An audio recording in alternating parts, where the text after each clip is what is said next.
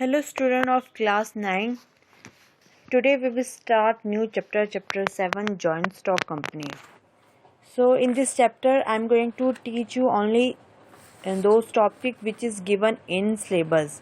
So if I check your syllabus, so in syllabus they have given that from the joint stock company, like from all these private sector enterprise, sole proprietorship and one person company, joint stock company, in this all the topic you have to study only meaning and features of these.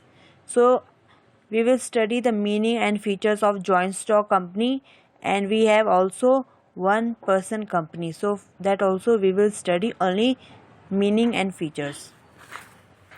So first of all we will study meaning of joint stock company. So joint stock company, it is considered as an artificial person which is created by law, and it has a separate legal entity with a perpetual succession and common seal. So this is the meaning of a joint stock company. So if we study it like deeply, it is a artificial person. You can consider a company as a artificial person, and it is created by law. It has a separate legal entity from the members, like members and the companies, they have the separate property with a perpetual succession and a common seal.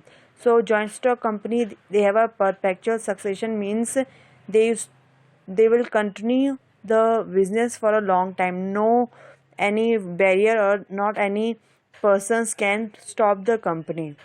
And they have a common sales on behalf of a company, where they can, on behalf of a company, they can do the sign, and therefore it act through company being. So this is the meaning of a company, and now we will study the features of a company. So here we have a features of a joint stock company. So here they have given in a topic. Now we will study these in detail. First is separate legal existence. So a company has a distinction legal entity independent of its member. So company, he can own property in his own name, and company can make contract and file suit in its own name. So shareholder, they are not the joint owner of the company's property, and a shareholder can be held for the act of the company. There can be contract between a company and its member, and a creditor of the company is not a creditor of its member.